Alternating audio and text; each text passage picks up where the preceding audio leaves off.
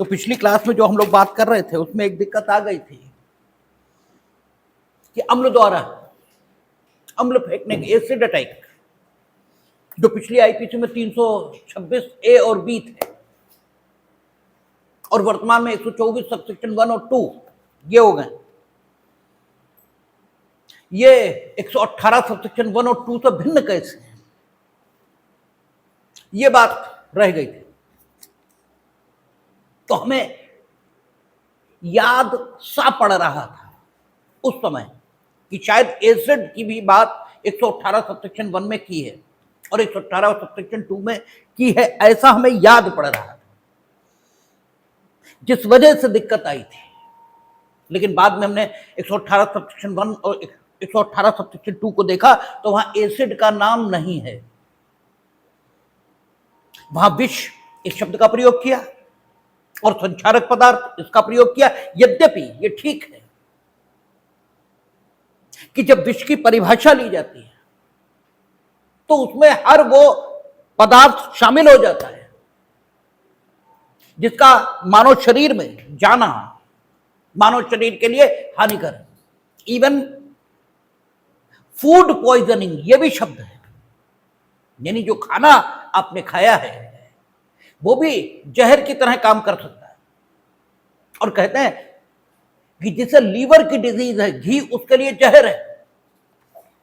यूं तो घी फैट और प्रोटीन इसका सोर्स है, लेकिन अगर लीवर डिजीज है तो उस पर्टिकुलर व्यक्ति के लिए घी जहर है। यूं तो चीनी ग्लूकोज का सोर्स है और ग्लूकोज आपको काम करने की ताकत देता है। इसीलिए जिन दिनों आप फास्ट रखते हैं, उपवास करते हैं, उन दिनों मीठा खाने की परंपरा होती है, क्योंकि मीठा जितना ग्लूकोज देगा शरीर को उतना कोई नहीं देगा, और वो खाते ही आप में एनर्जी ये दिखाई देती है। शराब, इसमें भी बहुत अधिक मात्रा में ग्लूकोज ये होता है, इसलिए आप देखेंगे शराबी जैसे ही शराब पिएगा एकदम हाइपर एक्टिव हो जाएगा, क्योंकि वो जबरदस्त एनर्जी शरीर में देती है, ये उसका है। लेकिन जिसे डायबिटीज है, जिसे लीवर डिजीज है, उसके लिए चीजें जहर हैं। तो जहर का अगर विस्तृत अर्थ ले लिया जाए तो उसमें अम्ल आ जाएगा, और इस रूप में 118 सबसेक्शन 1 और 118 सबसेक्शन 2 वहां विष या संक्षारक पदार्थ ये उपयोग किया गया है। लेकिन क्रिमिनल लॉ का नियम यह है ही नहीं। क्रिमिनल लॉ, इसके अर्थान्वयन का सिद्धांत क्या है कि शब्द का संकुचित और सीमित अर्थ यह लिया जाएगा, अर्थात विष शब्द का जो अर्थ 118 सबसेक्शन 1 और 118 सबसेक्शन 2 में लिया जाएगा वो दांडिक विधि के निर्वचन के नियमों के मुताबिक जो मान्यता प्राप्त विष हैं, ठीक है, उन्हीं तक सीमित रहेगा। ठीक है, और मान्यता प्राप्त जो विष हैं वो दो सोर्सेस से आते हैं। एक सोर्स है जीव जंतु और दूसरा सोर्स है नेचर। ठीक है, नेचर में जहर ये भी पाया जा रहा है, कुछ पेड़ पौधे जहरीले हैं, ठीक है ना, जैसे धतूरा है। ठीक है, केमिकल कंपाउंड आर्सेनिक बनाएंगे आप, जिसे संख्या कहेंगे आप, ठीक है ना, तो ये केमिकल कंपाउंड भी कहां नेचर में पा रहे हैं।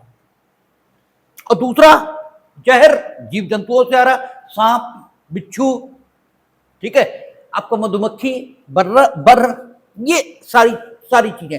तो विष इसका अर्थ वहां वही लेंगे, ठीक है ना। विष जो मान्यता प्राप्त विष है, क्योंकि हम क्रिमिनल लॉ में बात कर रहे हैं और क्रिमिनल लॉ इसके अर्थान्वयन का सिद्धांत लिटरल अर्थान्वयन होगा, शाब्दिक अर्थान्वयन होगा। जो शब्द उपयोग किया गया है उसका जो सामान्य और प्रचलित अर्थ है केवल वही ग्राह्य होगा, जब तक कि विधायिका स्वयं उसका कोई विशेष अर्थ ये ना दे दे, या फिर संदर्भ से अन्यथा ये प्रतीत न हो रहा हो, विधायी का विशेष अर्थ भी दे दे, लेकिन अगर संदर्भ से ऐसा लगता है कि कुछ और अर्थ होना चाहिए तो वो अन्य अर्थ भी लिया जा सकता है। अदरवाइज दांडिक विधि में शब्द का सीमित अर्थ यही लिए जाने की परंपरा है। इसलिए 118 सेक्शन 1 में संक्षारक पदार्थ, विष इन शब्दों का उपयोग है, लेकिन अम्ल इस शब्द का उपयोग नहीं है। और अम्ल रिकॉग्नाइज्ड फॉर्म में ये समाज में सल्फ्यूरिक एसिड, HCl और सल्फ्यूरिक एसिड को विशेष मात्रा में मिलाते हैं तो वो अम्लराज एक बना करता है वो, ठीक है। फिर HCl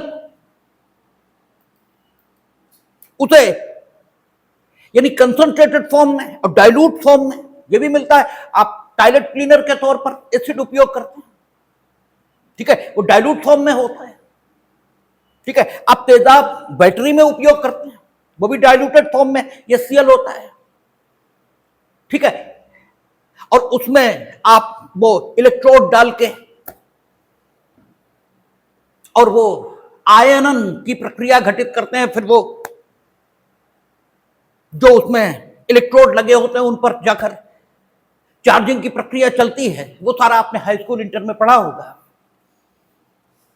तो विष अलग बात है और अम्ल अलग बात है। तो आप 118 में चूंकि अम्ल का प्रयोग नहीं है, इसलिए 124 एसिड के माध्यम से विशेष प्रकार की क्षति, विशेष प्रकार की, आप देखेंगे तो वहां विशेष प्रकार की क्षति है कि किसी अंग को पे आप परमानेंटली डिसफिगरमेंट ये करना है या अम्ल से घोर उपाधि ये कारित करना है, ठीक है। तो आप पूर्व में 326A और वर्तमान में 124A इसमें दंडित होंगे। और या आपने अम्ल फेंका, दूसरे पर नहीं गिरा, जो हमने कई बार कहा, whatever you want to do that will be done, ये आवश्यक नहीं है, ठीक है ना, ये बिल्कुल जरूरी नहीं है। क्या होगा, ये ऊपर वाले के हाथ में। आपको जो स्वतंत्रता उसने दी है वो सिर्फ काम करने की। आप अम्ल फेंक सकते हैं इस आशा और इच्छा के साथ कि वो दूसरे पर गिरे, लेकिन गिरे जरूरी नहीं है। तो अगर आपने फेंक दिया और दूसरे पर नहीं गिरा तो भी अटेम्प्ट तो है ही है। और अगर आपने फेंकना चाहा और इसी बीच कुछ हुआ और आप फेंक ही नहीं पाए तो भी अटेम्प्ट तो हुआ। तो यहां जो पूर्व में 326B है, जो अब 124 सेक्शन 2 है, उसमें attempt to throwing out acid ये है, ठीक है। और ये अटेम्प्ट एसिड फेंकने पर न गिरने के रूप में ये भी हो सकता है, और आप एसिड फेंकना चाहें और फेंक ही ना पाए तो भी हो सकता है। यहां अटेम्प्ट के दो प्रकार ये उल्लिखित किए गए। तो अगर ये आपने किया है और इसके माध्यम से 124 सबसेक्शन 1 या 124 सबसेक्शन 2 में वर्णित प्रकार की ग्रीवियस हर्ट ये किसी को कारित करने का प्रयत्न आपने किया है, तो आप वहां उल्लिखित दंड के पात्र होंगे और आप उस हिसाब से दंडित किए जाएंगे। इस रूप में देखेंगे तो अब 118 या 124 में कोई अंतर करने की जरूरत नहीं बचती, वो अंतर स्वयं में क्लियर है। हमारे दिमाग में उस दिन कॉन्सेप्शन ये चल रहा था कि संभवतः वहां अम्ल शब्द का प्रयोग हो गया है, लेकिन हमने बाद में देखा तो अम्ल शब्द का प्रयोग वहां पर नहीं है, ठीक है। और जब नहीं है तो फिर बात ही खत्म हो गई। ठीक है, तो अब हम लोग जो बात करेंगे वो सदोष अवरोध और सदोष परिरोध, इस पर बात करेंगे। एक चीज खूब समझ लेंगे इस पर बात करने से पहले कि कारावास और सदोष परिरोध ये एक बात नहीं है। ठीक है, नॉर्मली जो आपकी धारणा रहती है वो ये रहती कि रॉन्गफुल कन्फाइनमेंट, ठीक है ना, एंड इम्प्रिजनमेंट, ये दोनों बातें एक हैं। ये बिल्कुल गलत बात है। पहली चीज तो यही देखना है कि इम्प्रिजनमेंट से पहले रॉन्गफुल शब्द नहीं है, रॉन्गफुल शब्द नहीं है, और इधर कन्फाइनमेंट से पहले रॉन्गफुल शब्द है। तो पहला अंतर तो यहीं से आ जाता है कि कारावास विधि की प्रक्रिया से होता है और परिरोध विधि की प्रक्रिया के बिना होता है, इसलिए वो सदोष है, दोषपूर्ण है। ठीक है, और दूसरी चीज देखेंगे जो ज्यादा महत्व की है, क्योंकि कुछ अंतर होते हैं वो इतने मोटे होते हैं कि सबको दिखाई देते हैं, और कुछ अंतर होते हैं जिन्हें देखने के लिए थोड़ी महीन बुद्धि चाहिए, वो दिखते नहीं है आसानी से, लेकिन होते हैं, वो वास्तविक है, रियल है। ऐसा नहीं है कि वो अंतर मान लिए गए, ऐसा बिल्कुल ही नहीं है। तो आप दूसरा फर्क देखेंगे तो परिरोध में सिर्फ स्वतंत्रता की हानि है, बस, इसके अलावा कुछ नहीं। यद्यपि वो स्वतंत्रता की हानि गलत ढंग से की गई है, इसीलिए तो हम उसको सदोष परिरोध कह रहे हैं, इसीलिए तो सदोष कह रहे हैं, क्योंकि प्रक्रिया गलत हो गई है, वहां प्रक्रिया का दोष जरूर है, इसलिए उसको सदोष कहा जा रहा है। लेकिन सबस्टेंटिवली तत्व में जो घटित हो रहा है, यानी तत्वतः जो सदोष परिरोध में हो रहा है वो है स्वतंत्रता की हानि, बस, इसके अलावा कुछ नहीं हो रहा। यानी दो चीजें हैं ना, आप सबस्टेंटिवली देख रहे हैं तो सबस्टेंटिवली उसमें क्या हो रहा है, सिर्फ और सिर्फ स्वतंत्रता की हानि, और जब स्वतंत्रता की हानि की प्रक्रिया पर आप जा रहे हैं तो फिर जो हो रहा है वो सदोष है, विधि विरुद्ध साधनों से किया जा रहा है। यही स्थिति हम लोग देखते हैं उतावलेपन या उपेक्षा से, जब क्षति कारित होती है, क्षति कारित नहीं होती है, या ड्राइविंग में उपेक्षा की जाती है, या मृत्यु होती है, और जब जानबूझकर ये सारे काम किए जाते हैं, तो सबस्टेंटिवली देखें तो कोई अंतर नहीं है। भाई उसमें भी आदमी मरा, और आपने मार डाला तो भी मरा, आपने जानबूझकर उपाधि कारित की तो भी शारीरिक पीड़ा, रोग, अंग शिथिल हुआ, और आपने उतावलेपन और लापरवाही से किसी को उपाधि कारित की तो ऐसा तो हुआ नहीं कि उसे शारीरिक पीड़ा, रोग या अंग शिथिल होने के बजाय उस पर पुष्प वर्षा ये हो गई हो, ये तो नहीं हुआ ना। तो सबस्टेंटिवली तो बात वही है। ठीक है, आप तत्वता तो कोई फर्क नहीं कर सकते, लेकिन फिर भी वहां मृत्युदंड, आजीवन कारावास, और यहां अब अगर बहुत आगे भी मसला चला जाए तो 5 साल की सजा वही तो आई है, और क्या गया है, बहुत आगे पहुंच जाए, अदरवाइज तो सेम मसला वैसा का वैसा ही है। ठीक है, जानबूझकर उपहत्या आप कारित करें तो कुछ ना हो तो भी 1 साल की सजा। ठीक है, सिंपल हर्ट जो पहले 323 में थी अब कहां गई 115 सबसेक्शन 2, तो 10,000 रुपया जुर्माना और 1 साल की सजा, ये तो है ही है। और अगर उतावलेपन या उपेक्षा इससे आप किसी को सिंपल हर्ट कारित करें तो पहले 337 थी, और अब कहां 127 सबसेक्शन 2 जो भी होगा वो होगा।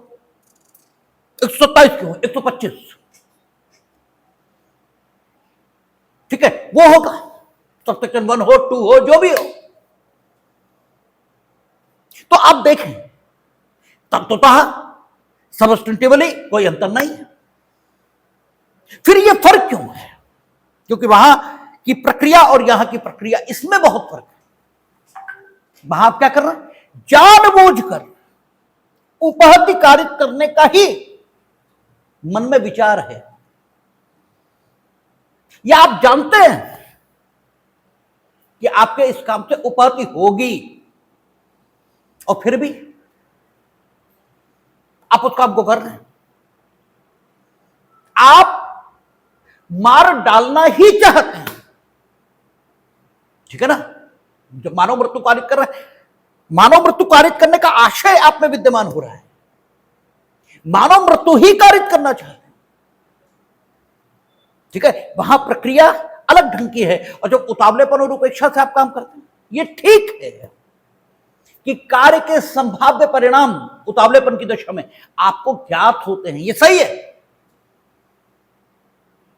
लेकिन वे उत्पन्न हो, ये आपकी मंशा नहीं है।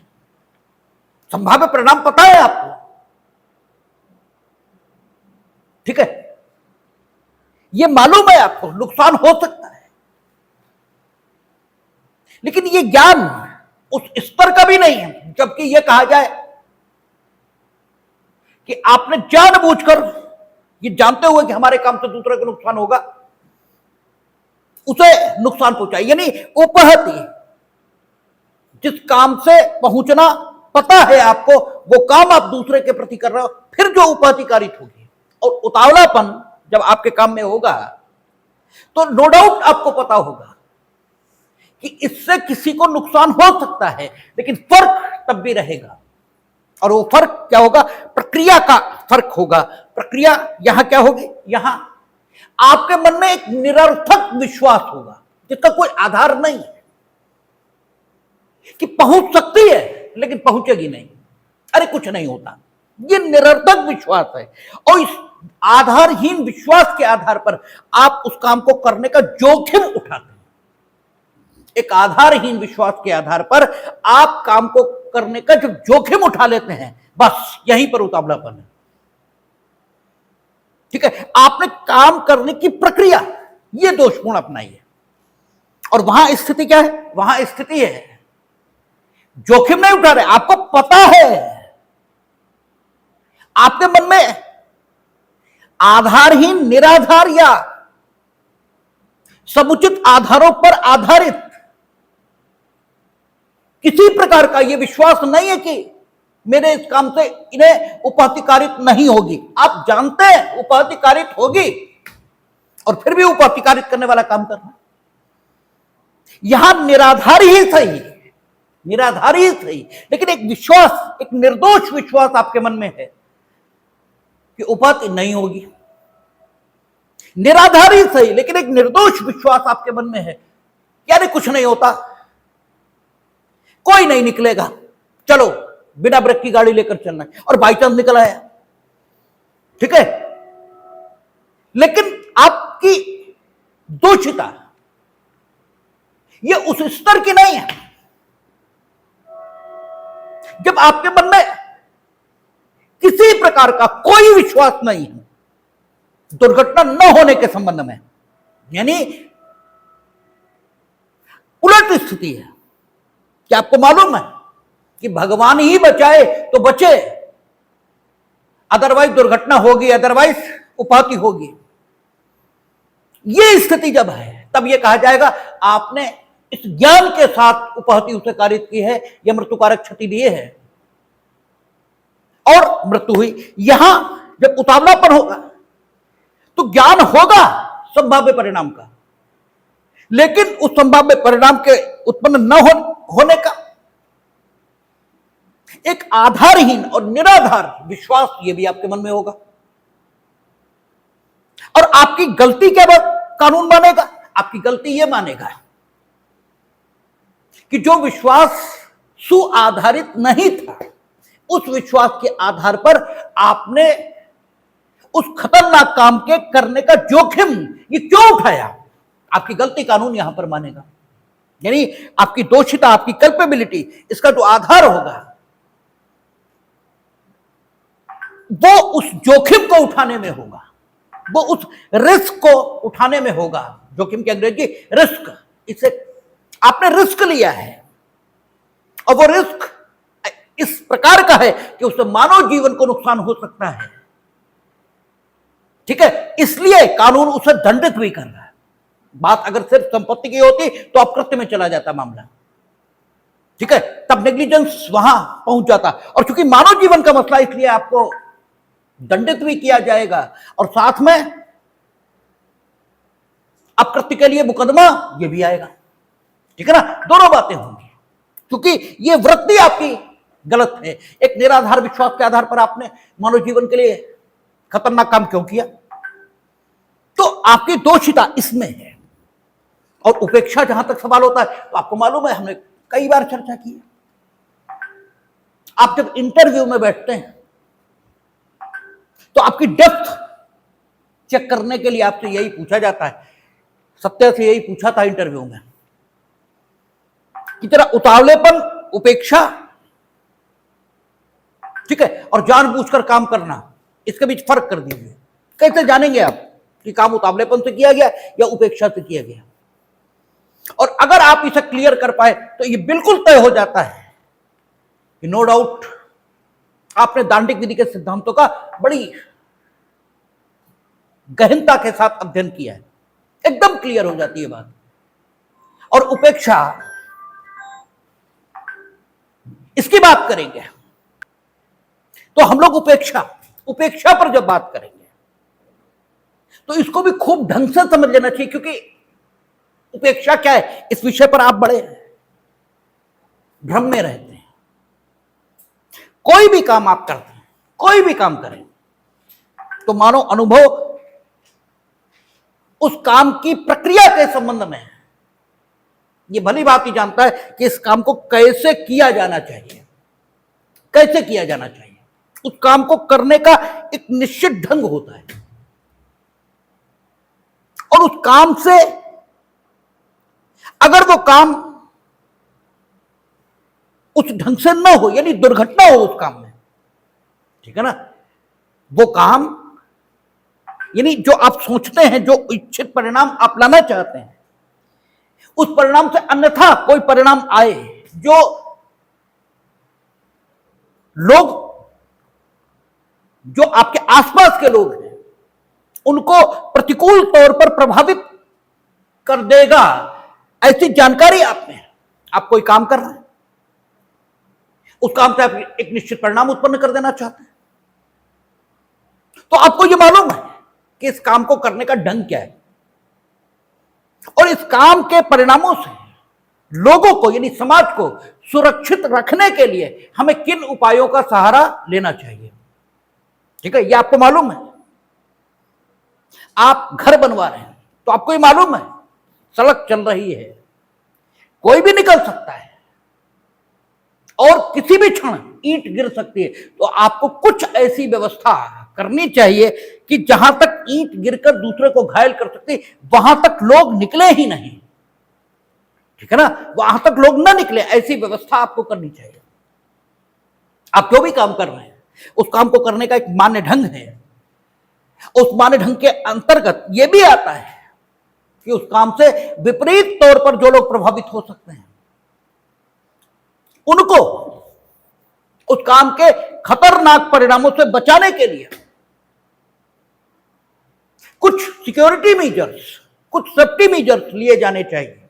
और जब आप उन सेफ्टी मेजर्स में से किसी सेफ्टी मेजर को, किसी रक्षोपाय को न सिर्फ लेने का लोभ करते हैं, बल्कि उससे कोई घायल भी हो जाता है, तो आपने उतावलेपन या उपेक्षा से उस व्यक्ति को घायल कर दिया, यह कहा जाएगा। और अगर घायल न भी हो, लेकिन एक विशेष प्रकार की संभावना पैदा हो रही थी कि मानव जीवन, हमने कहा था मानव जीवन का विधि बहुत सम्मान करती है, मानव जीवन संकटापन्न हो सकता था, यह मानव का जो कुशल क्षेम है वो खतरे में पड़ सकता था, तो भी 336 के अंतर्गत मामला पंजीकृत होगा और आप सजा पा जाएंगे। ठीक है, संपत्ति को खतरा पैदा हो सकता था, नहीं, अपराध नहीं है, अपकृत्य भी नहीं, क्योंकि नेग्लिजेंस के अपकृत्य में आप जानते हैं नुकसान होना जरूरी है, वो एक्शनेबल पर से नहीं है, ठीक है ना। जब संपत्ति को नुकसान हो जाएगा तब वहां अपकृत्य में मामला आ जाएगा, लेकिन अपराध में तब भी नहीं आएगा। लेकिन अगर मानव जीवन संकटापन्न हो सकता था तब फिर कुछ भी ना हुआ हो तो भी मामला 125 सबसेक्शन 1(2) जो भी हो उसमें आ जाएगा, और पूर्व में 336 पर आ जाएगा। तो उपेक्षा, उतावलापन ये काम की प्रक्रिया से संबंधित है, अदरवाइज सब्सटेंटिवली दोनों में स्थिति एक ही होती है। यही स्थिति मिथ्या कारावास और सदोष परिरोध की है। कारावास, इसमें पहली चीज क्या है, ये लॉफुल होता है, विधि की प्रक्रिया से होता है। और परिरोध इससे पहले ही लगा हुआ, सदोष इसका मतलब विधि की प्रक्रिया के खिलाफ हुआ है। और दूसरी बात जो आएगी, स्वतंत्रता की हानि दोनों में हुई है, कारावास में भी स्वतंत्रता की हानि हुई है और सदोष परिरोध में भी स्वतंत्रता की हानि हुई, लेकिन सदोष परिरोध में स्वतंत्रता की हानि के अलावा और कुछ नहीं हुआ, केवल स्वतंत्रता की हानि हुई, जबकि कारावास में इससे ज्यादा होता है। जेल सुपरिटेंडेंट बताएगा कि कारावास में भी कितने बजे बैरक खुलेगी, कितने बजे बंद होगी, कितने बजे खाना मिलेगा आपको, कितने बजे, जेल मैनुअल के नियम हैं, उन नियमों के मुताबिक आपको जीवन जीना होगा। तो कारावास में स्वतंत्रता की हानि से कुछ ज्यादा है, परिरोध में सिर्फ स्वतंत्रता की हानि है, ठीक है ना। सिर्फ स्वतंत्रता की हानि, इसलिए आप ये नहीं कह सकते कि बोथ आर सिमिलर थिंग्स, ये दोनों बातें एक नहीं है। और इसीलिए कानून सदोष परिरोध इसको कहता है, कारावास नहीं कहता।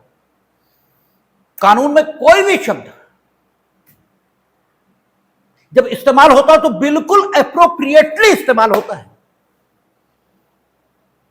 कानून में कभी भी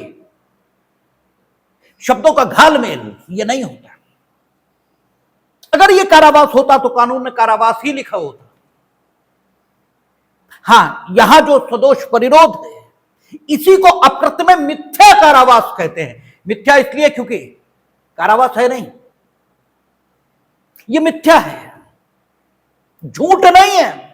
झूठ मीनिंग देयर बाय जो है ही नहीं, और मिथ्या जो आभासित हो रहा है, आभास दे रहा है, यानी है भले ही इल्यूजन में है, भले ही आभास हो रहा है, लेकिन है। और जिस समय आभास होता है उस समय वो सत्य प्रतीत होता है,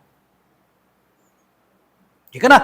कहते हैं जो आध्यात्मिक दुनिया वो कहती है कि आप जब जागते हैं तो भी सपना देखते हैं, और जब सोकर सपना देखते हैं तो भी सपना देखते हैं, क्योंकि जब सो रहे हैं और सपना दिखाई देता है तो उस समय का सत्य वही है।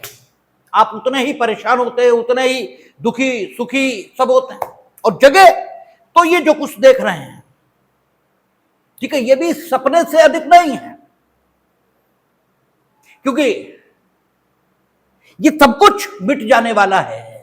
आप पुनर्जन्म को मानते हो न मानते हो, लेकिन ये सब कुछ रहने वाला नहीं है। तो सपना अगर तत्वता देखें तो जगकर भी सपना ही देखा जा रहा, मर और सोकर भी सपना ही देखा जा रहा है। सपने का अर्थ क्या हुआ, जो है नहीं, इनफैक्ट नहीं है, लेकिन आभासित होता है और सत्य की तरह आभासित होता है, ठीक है ना, उसे हम स्वप्न कहते हैं। और जो जागृत व्यक्ति है, ठीक है, वो तो ये देखेगा कि यहां भी जो हम लोगों के अनुसार जागना है वो भी इस प्रकार घटित हो रहा है कि घटित होता दिख रहा है, लेकिन इनफैक्ट घटित नहीं हो रहा। दिख तो ये रहा कि हमें भूख लगी, लेकिन हमें नहीं लगी है, शरीर को लगी है।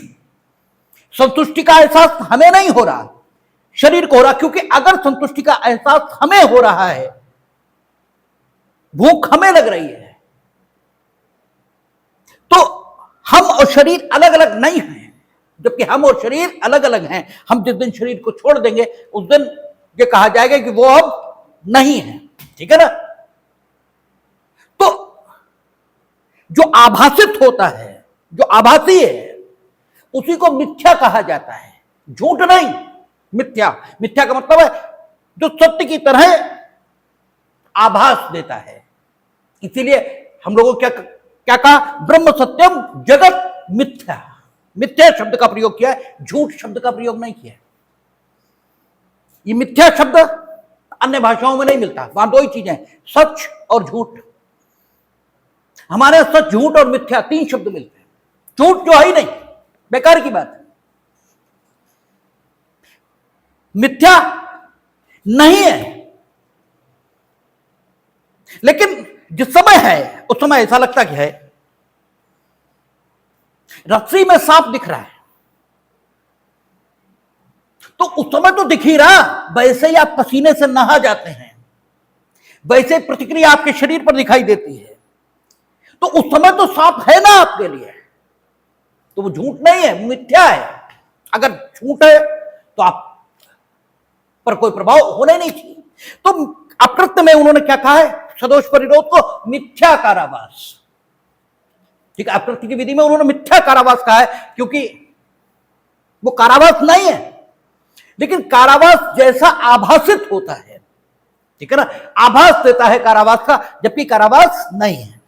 तो एक चीज आप खूब समझ लेंगे कि there is a difference between wrongful confinement and imprisonment.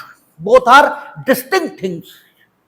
You cannot treat the both words as the same word. ठीक है, ये नहीं हो सकता, ये बात ही गलत है। एक बात। दूसरी बात, सदोष अवरोध यही परिरोध में बदलेगा। इसका मतलब यह हुआ कि सदोष अवरोध और परिरोध ये कारित करने के ढंग एक ही रहेंगे। इसका मतलब यह निकला है, देन रामफुल रेस्टेंट जो सदोष अवरोध है वही जब सदोष परिरोध में बदलेगा, तो इसका मतलब सीधे से यह निकलता है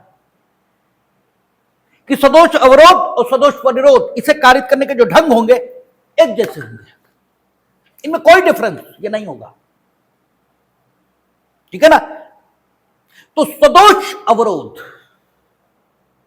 ये जिन ढंगों से कारित किया जाएगा उन्हीं ढंगों से सदोष परिरोध यह कारित किया जाएगा। और जब सदोष अवरोध की ओर हम लोग दृष्टि डालेंगे तो एक चीज दिखाई देगी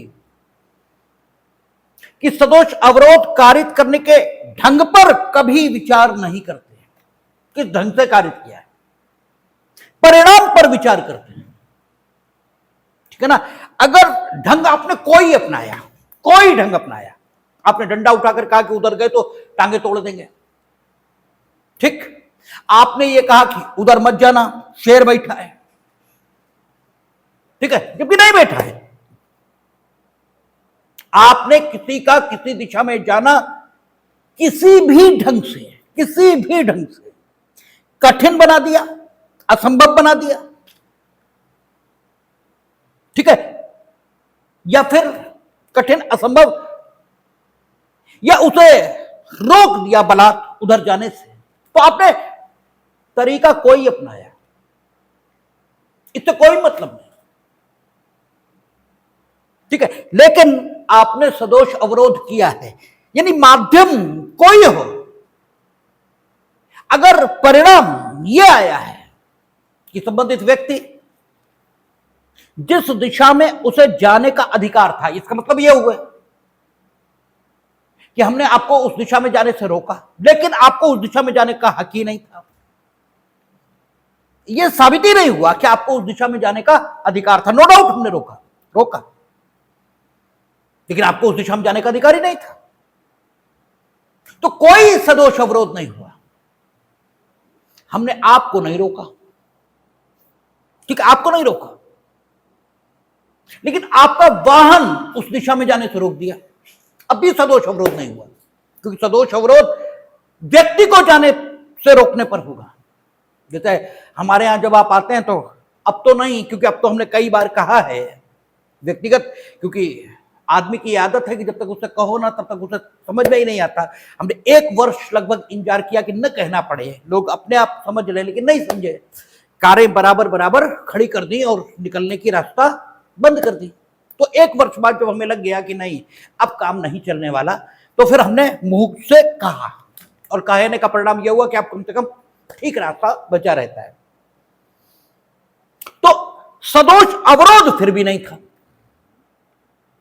ठीक है ना, सदोष अवरोध नहीं था, यद्यपि मार्ग अवरुद्ध किया गया था न्यूसेंस पैदा करके, इसलिए मामला 133 सीआरपीसी वहां जा सकता था, या इंजंक्शन सूट यह सारे में आ सकता था, लेकिन क्रिमिनल कार्रवाई नहीं शुरू हो सकती थी। कारण यह था कि सदोष अवरोध नहीं था। नो डाउट हमें उस दिशा में जाने का अधिकार था, लेकिन जो परेशानी पैदा हो रही थी वो मेरे जाने में नहीं थी, वाहन के आने जाने में थी। अगर हमारा जो स्कूटर मोटरसाइकिल हो या हमारे पास कार हो, तो हम जब निकालेंगे उसमें परेशानी थी, वो नहीं निकल सकती थी, ठीक है ना। तो वाहन का सदोष अवरोध किया गया है, यह सदोष अवरोध नहीं है।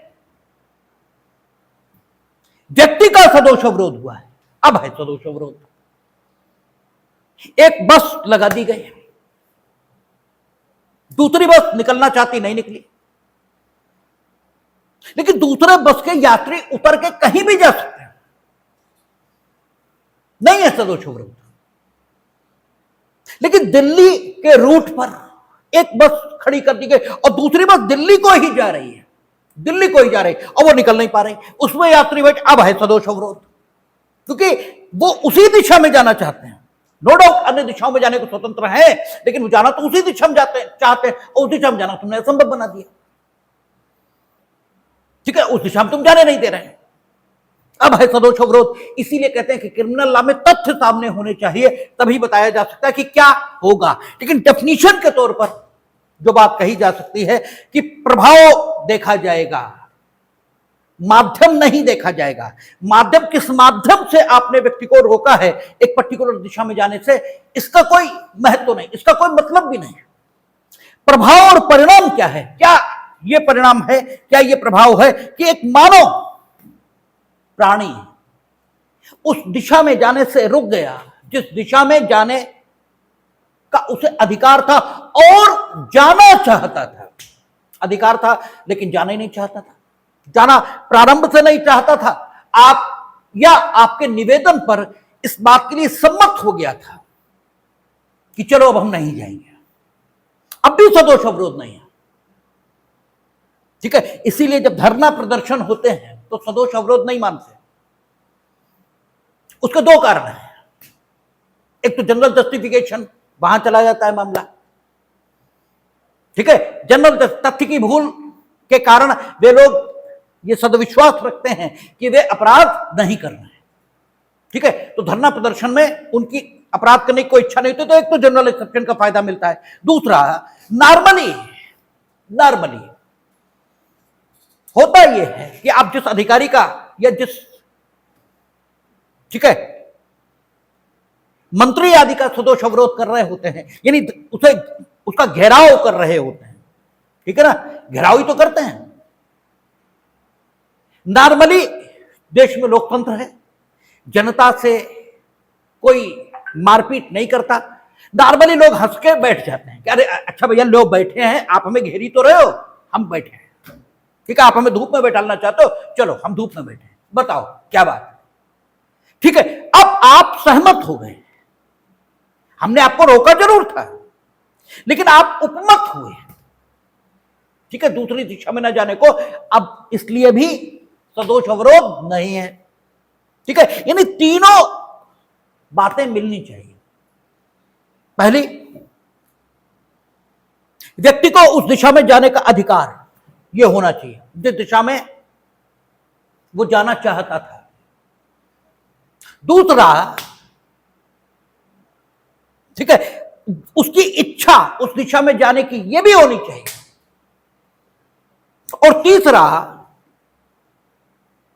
उसकी इच्छा उस दिशा में जाने की लगातार बनी रहनी चाहिए, ठीक है। अगर बीच में ही वो उपमत हो गया, राजी हो गया उस दिशा में न जाने के लिए, तो प्रारंभ में सदोष अवरोध भले ही रहा हो, लेकिन अंत तक सदोष अवरोध बचता नहीं है। और ये उसका उस दिशा में न जाना जिस दिशा में उसे जाने का अधिकार है, आप किसी भी साधन से कारित कर दो, इवन आप नैतिक बल से कारित कर दो, ठीक है ना, अगर आपने नैतिक बल से भी कारित कर दिया और आप जनरल जस्टिफिकेशन से संरक्षित नहीं हुए, या तो जनरल जस्टिफिकेशन वहां से आप संरक्षित हो जाओ, वहां से संरक्षित नहीं हुए, तो फिर आप सदोष अवरोध के दोषी हो सकते हैं, ठीक है। क्योंकि डेफिनेशन कहती है जो कोई किसी व्यक्ति को स्वेच्छा ऐसे बाधा डालता है, बस बाधा डालता है, उसने कहा बाधा डालता है, इसका मतलब आप जाना असंभव बनाते हो, जाना कठिन बना देते हो, ठीक है ना, कुछ भी करते हो तो बाधा आपने डाली है, ये माना जाएगा। बाधा डालना यहां ये नहीं है कि कंप्लीटली उसे रोक ही दो, उसका उधर जाना जोखिम पूर्ण बना देते हो या उसके मन में ये विश्वास पैदा कर देते हो, इनफैक्ट नहीं बनाते हो, इनफैक्ट वहां कोई शेर नहीं बैठा है, लेकिन हमने बता दिया शेर बैठा है, तो बाधा तो हमने डाल दी, जबकि इनफैक्ट कोई बाधा नहीं, लेकिन ऐसा करने का आपका कोई हक नहीं और उसका यह कर्तव्य नहीं कि आपके कथन के आलोक में वो तथ्यों की जांच करे, ये उसका कर्तव्य नहीं है, ठीक है। इसलिए आपने सदोष अवरोध किया, ये माना जाएगा, ठीक है। कहता है जो कोई किसी व्यक्ति को स्वेच्छा ऐसे बाधा डालता है कि उस व्यक्ति को उस दिशा में जिसमें उस व्यक्ति को जाने का अधिकार है, यानी you must prove that he has the right to proceed in that particular direction, ठीक है, और ठीक है उस दिशा में जाने से रोकता है, मीनिंग देर में वो उस दिशा में जाना भी चाहता था, बट आपने बाधा डाली है। बाधा डालने से वो रुका नहीं रुका ये प्रश्न नहीं है, यानी परिणाम क्या आया, पूर्ण परिणाम आया कि वो नहीं गया, ये आया, या सिर्फ बाधा पड़ी, ये भी इमैटेरियल है। आपने बाधा डाली, बस जाने से निवारित कर दे, वह उस व्यक्ति का सदोष अवरोध करता है, ऐसे बाधा डालता है कि वह उस व्यक्ति को उस दिशा में जिसमें उस व्यक्ति को जाने का अधिकार है, जाने से निवारित कर दे, वह उस व्यक्ति का जाने से निवारित करते। आप तो सिर्फ इतना ही करोगे, ठीक है, इस आशय से स्वेच्छा ऐसे बाधा डाली कि जाने से निवारित कर दे, आप तो इतना ही करोगे, उसके बाद वो रुकेगा नहीं रुकेगा ये आपकी बस की बात तो नहीं है, ठीक है, रुक भी सकता है, ठीक है, और ये मानकर कि चलो देखा जाएगा जो कुछ होगा, ठीक है, थोड़ी कठिनाई के साथ उस दिशा में जा भी सकता है, जो भी है, आपका काम यहीं पर खत्म हो गया कि आपने स्वेच्छा ऐसे बाधा डाली, ठीक है, कि उसे निवारित कर दें। निवारित कर पाएंगे आप या नहीं कर पाएंगे इसका तो मतलब ही नहीं है, कानून सिर्फ आपकी मंशा पर काम करता है, ठीक है, आप क्या कर रहे थे इससे मतलब है, कानून को क्या हुआ इससे मतलब नहीं है, क्योंकि क्या हुआ इसका तो मतलब ही नहीं है, होगा तो वही जो उचित होगा, ठीक है, क्योंकि ईश्वर तो आवश्यक रूप से न्यायपूर्ण है, और न्याय इसका मतलब ही सिर्फ इतना है कि जो होना चाहिए वो हो, और यही हम सुबह कह रहे थे, इसलिए मंदिर में जाकर आपका कुछ मांगना ये ठीक नहीं माना जाता, और जो बड़े लोग कहे गए उन्होंने ईश्वर से कभी कुछ मांगा ही नहीं, क्योंकि अगर आप कुछ मांग कर रहे हो तो ये हमने सुबह भी कहा, उसका मतलब ही सिर्फ इतना निकलता है कि आप ईश्वर से शिकायत कर रहे हो और आप ईश्वर से खुद को ज्यादा बुद्धिमान मान रहे हो, क्योंकि आप मांग कर रहे हो ना, इसका मतलब आप ये कह रहे हो कि हमें ये और मिलना चाहिए था जो कि तुमने नहीं दिया, ये कह रहे हो ना। आप कहते हो कि ऐसा हो जाए, इसका मतलब ये है कि आप ये कह रहे हो कि जैसा है वैसा पर्याप्त नहीं है, वो ठीक नहीं है, ये कह रहे हो। उसका कर्ता कौन है? जो है ईश्वर। इसका मतलब आप ईश्वर के कृत्य पर प्रश्न चिन्ह लगा रहे हो जिस समय आप कुछ मांग रहे हो। मांगने की जरूरत ही नहीं, धन्यवाद ज्ञापन की जरूरत है कि जो आपने दिया बहुत अच्छा, और जो आप देंगे वो भी बहुत अच्छा। आप जैसा करेंगे वो ठीक ही है आवश्यक रूप से, यही ठीक भाव है। और अगर ये आपके बारे में मन में आ जाए कि जो हो रहा बस यही ठीक है, इसके अलावा तो कुछ होना ही नहीं चाहिए, तो फिर सारी चिंता और सारी क्लेश और सारे दुख खत्म इसी क्षण से कि इससे बेहतर तो कुछ होना ही नहीं चाहिए, ये जो हो रहा बस यही तो होना चाहिए। और अगर इससे इतर आप कुछ मांग रहे हैं तो फिर तो ईश्वर को आप सलाह देना है, ठीक है। तो भाई इतने काबिल तो आप ही हो सकते हैं, हम तो हो नहीं सकते। इसलिए आप देखेंगे कि जितने संत हैं उन्होंने कभी ईश्वर से कुछ नहीं मांगा, न कोई शिकायत की, कभी नहीं की। जो है वही ठीक है, उससे ठीक कुछ हो भी नहीं सकता। तो आप जो कर सकते हैं वो सिर्फ इतना कि निवारित करने के लिए, निवारित करने के आशय से बाधा उत्पन्न कर सकते हैं, इसके अलावा आपके बस की बात कुछ है भी नहीं। और कानून को सिर्फ इतने से ही मतलब है कि आपने ऐसा किया, बस आप कितने से, ठीक है, आपका 340 में पहले था, अब इसका दंड आपको 127 किसमें है, ठीक है, 126 सब सेक्शन 2 इसमें मिलेगा। 126 सब सेक्शन 2 कहता है कि 1 मास की सजा और 5,000 रुपए तक जुर्माना, इस सजा से आप दंडित किए जाएंगे। दृष्टांत देखें, कहता है भूमि के या जल के ऐसे प्राइवेट मार्ग में बाधा डालना, क्योंकि प्राइवेट मार्ग, इस पर आपको चलने का या जाने का कोई हक नहीं है। हाँ, सुखाधिकार है, तब बात अलग है, या तो सुखाधिकार हो, ठीक है, सुखाधिकार है तब तो प्राइवेट मार्ग पर जाने का हमें हक, ठीक है, जिसके संबंध में किसी व्यक्ति को सद्भावपूर्वक विश्वास है कि वहां बाधा डालने का उसे विधिपूर्ण अधिकार इस धारा के अर्थ के अंतर्गत अपराध नहीं है। यानी हमारा प्राइवेट मार्ग है और हमने आपको उस पर जाने से रोक दिया तो हमने कोई अपराध थोड़े किया। भले ही आपका सुखाधिकार है, लेकिन हमें सद्भावपूर्वक विश्वास है कि आपका सुखाधिकार नहीं है, ठीक है। सद्भावपूर्वक हमें यह विश्वास है, सद्भावपूर्वक मतलब सम्यक सतर्कता और सम्यक सावधानी से मेरा यह विश्वास है कि आपको कोई ईजमेंटरी राइट, कोई सुखाधिकार, किसी प्रकार का कोई अधिकार मेरे इस प्राइवेट मार्ग से निकलने का नहीं है।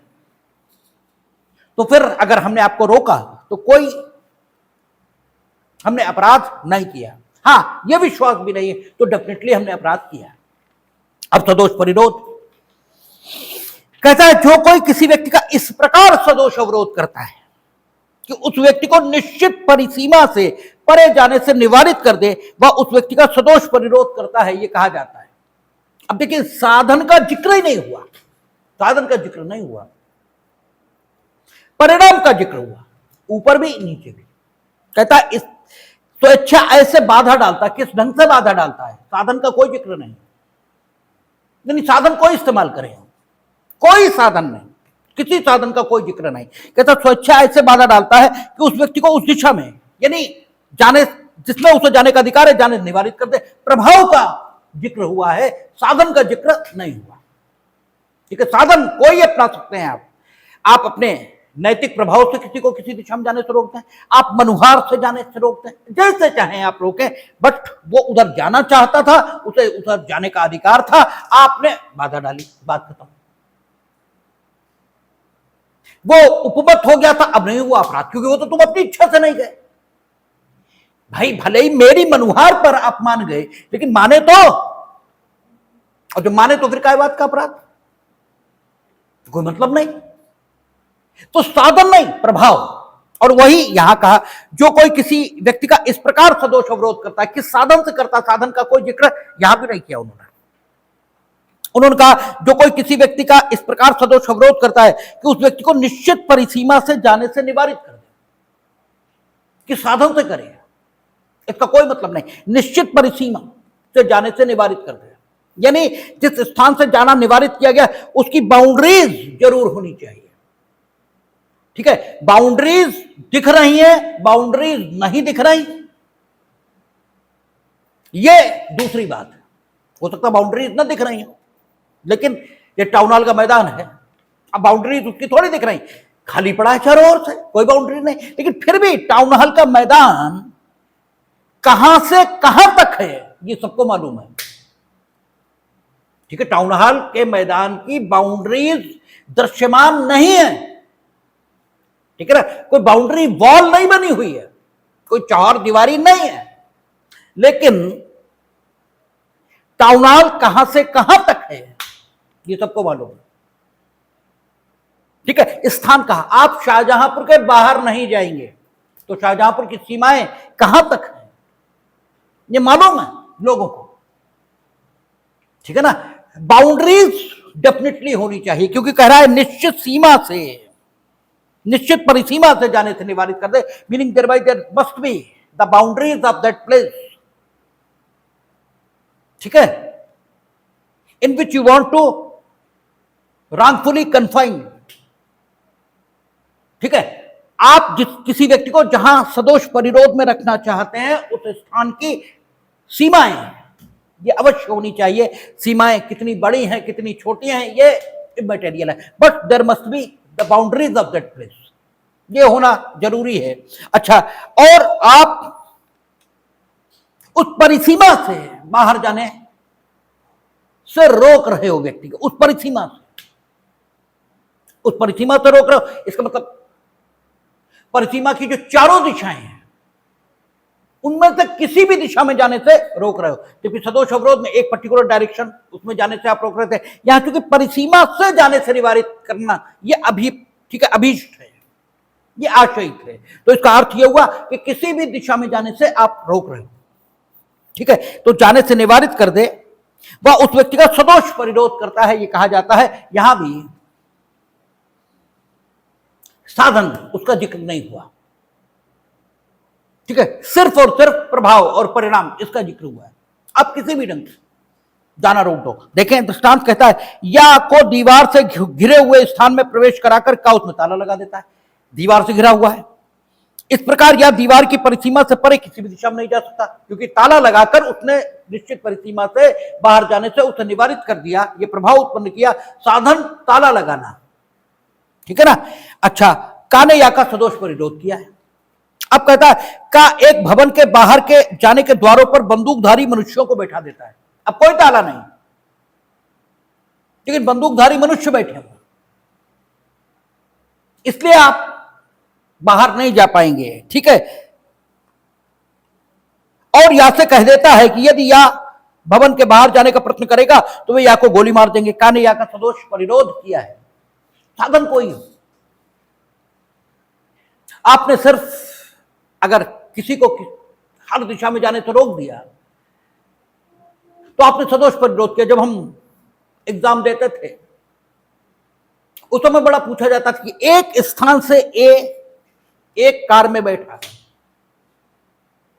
एक ने लिफ्ट दी या को या एक को, एक पर्टिकुलर स्थान पर एक को उतरना था, ए उस स्थान पर उतरना चाहता था, इन लोगों ने कार को भगा दिया और उस स्थान पर रोकेंगे।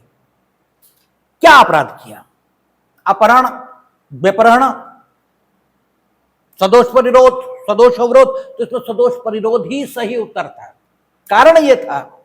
और अक्सर आप अपहरण लगाते हैं, अपहरण दो कारणों से नहीं हो सकता, ठीक है, क्योंकि अंग्रेजी में तो अपहरण को एब्डक्शन कहते हैं, ठीक है ना, और किडनैपिंग जिसे अंग्रेजी में कहते हैं उसे व्यपहरण कहते हैं हिंदी में। तो अपहरण तो इसलिए नहीं हो सकता क्योंकि अपहरण पूर्व की आईपीसी में परिभाषित था 361 में, ठीक है ना, नहीं 362 में, 362 में, 359 में व्यपहरण, 360 में विधिपूर्ण सुरक्षित भारत में से व्यपहरण, और 361 में था विधिपूर्ण सुरक्षित 362 में अपहरण परिभाषित था। उसमें क्या कहता था, एक स्थान से जाने के लिए जब आप किसी को विवश करते हो प्रवंचनापूर्ण उपायों से, बल द्वारा या किसी अन्य ढंग से विवश करके, तो ए अपनी मर्जी से गाड़ी में बैठा, किसी ने उसे विवश तो किया नहीं, ठीक है, वो तो अपनी मर्जी से गाड़ी में बैठा, तो इसलिए अपहरण तो यहीं से खत्म। व्यपहरण की बात ही नहीं क्योंकि भारत में से है नहीं, और आयु बताई नहीं, तो समस्या में आप कुछ भी अपनी ओर से आशयित नहीं करेंगे, ठीक है। अवयस्क होना विशेषता है, ठीक है ना, और विशेष बात बताई जाती है, सामान्य बात बताई नहीं जाती। हम तो अपने घर के कई बार उदाहरण देते हैं, उन्होंने पूछा क्या खाना खाओगे, अब ये सामान्य बात है, पूछने की जरूरत ही नहीं, तो हम तुरंत मना कर देते कि नहीं, खाना क्यों खाएंगे, खाना खाने की कुछ जरूरत है, खाना खाने नहीं चाहिए, खाएंगे ही नहीं। जबकि पूछा क्या जाना चाहिए, क्या आज खाना नहीं खाओगे, ये पूछना। इंफॉर्मेशन क्या है, इंफॉर्मेशन है जो एक्सेप्शनल है, वो इंफॉर्मेशन है, जनरल इंफॉर्मेशन नहीं होती, ठीक है। लेकिन हमारे यहां तो उल्टा ही है, हमारे यहां तो जनरल इंफॉर्मेशन मांगी जाती, क्या सांस लोगे, तो ये प्रश्न है। यही नहीं मालूम है कि प्रश्न होता क्या है और कहां पर पूछा जाना चाहिए। तभी तो हम कहते हैं कि अगर अर्जुन प्रश्न न कर रहा होता कृष्ण से, बजाय दुर्योधन कर रहा होता, तो कृष्ण ने आत्महत्या कर ली होती, दुर्योधन के बीच जूते मारे होते, और ठीक है। प्रश्न करता क्या प्रश्न कर रहा है इस पर डिपेंड करेगा उत्तरदाता का मूड। तभी अर्जुन का प्रश्न है, तब कृष्ण गीता प्रकट हो रही है। दुर्योधन के होते तो 20 जूते वहीं दुर्योधन के मारे होते उन्होंने, उनका मूड इतना खराब हो गया होता कि तुरंत ही वहां चले गए होते और खुद जाके नदी में कूद गए होते कि ऐसे मूर्खों के साथ रहने बेहतर है रहो ही मत। लेकिन है यही नहीं मालूम है प्रश्न उठता कहां पर है, ठीक है। तो सवाल यह है कि जब उसने कहा ही नहीं, क्योंकि अवयस्क होना सूचना है, अगर अवयस्क होता तो लिखता, उसने नहीं लिखा तो हम वयस्क मानेंगे। तो विधिपूर्ण सुरक्षितता से व्यापरण हुआ नहीं, अपहरण है नहीं, भारत में से व्यापरण हुआ नहीं। हां, सदोष परिरोध जरूर है, क्योंकि कार निश्चित परिसीमा हो गई, सीमाएं किस चीज की होंगी यह भी महत्व की बात नहीं होती, सीमाएं छोटी होंगी बड़ी होंगी यह भी महत्व की बात नहीं, बस सीमाएं होनी चाहिए। और किसी भी ढंग से आप उन सीमाओं के बाहर जाना निवारित करें, ढंग कोई हो, प्रभाव यह हो कि सीमाओं के बाहर नहीं जा सकते, तो ढंग कार न रोकना है उसके द्वारा आश्रित स्थान पर, और प्रभाव निश्चित परिसीमाओं से बाहर जाने का है, ठीक है। तो फिर बाहर न जा पाने का है, तो यह क्या हुआ, सदोष परिरोध। और अक्सर करके हो सकता आप भी पूछा जाता हो ये, क्योंकि वो तो मास्टर लोग पेपर बनाते हैं, तो वो तो 20 साल पहले जो रखे गए तो वो पेपर उठाया और 2024 का हो गया, वो पेपर 2025 का हो गया, इस तरह से पेपर बनता है। तो हो सकता आज भी पूछा जाए आपसे, लेकिन उस समय खूब पूछा जाता था, हर 2-3 साल पे रिपीट ही हो जाता था, हो सकता आप भी होता हो, ठीक है। तो ये सदोष परिरोध। बाकी जो इसमें सब सेक्शन 2, 3, 4, 5 ये स्थितियां दी हैं, तो वो सदोष परिरोध विभिन्न दशाओं में, विभिन्न स्थितियों में, और वो दंड की मात्रा पर रिलीवेंट हो रहा है, ठीक है। सदोष परिरोध 3 दिन के लिए, सदोष परिरोध 10 दिन से अधिक अवधि के लिए, सदोष परिरोध जबकि हैबियस कार्पस जारी हो चुकी है तब सदोष परिरोध, फिर भी आप सदोष परिरोध किए हुए हैं, ठीक है। या वो कुछ संस्कृति उद्यापित करने के लिए या संपत्ति के प्रत्यावर्तन के लिए सदोष परिरोध, ये सारी चीजें हैं। और इन विभिन्न स्थितियों में स्थिति की गंभीरता के आधार पर दंड में घटोत्तरी और बढ़ोतरी हो रही है। इन पर बात कल करेंगे हम लोग, और कल ही शुरू कर लेंगे बल आदि, क्योंकि बल पे पहले बात कर चुके हैं, थोड़ा बहुत करेंगे, उसके बाद आगे देखेंगे।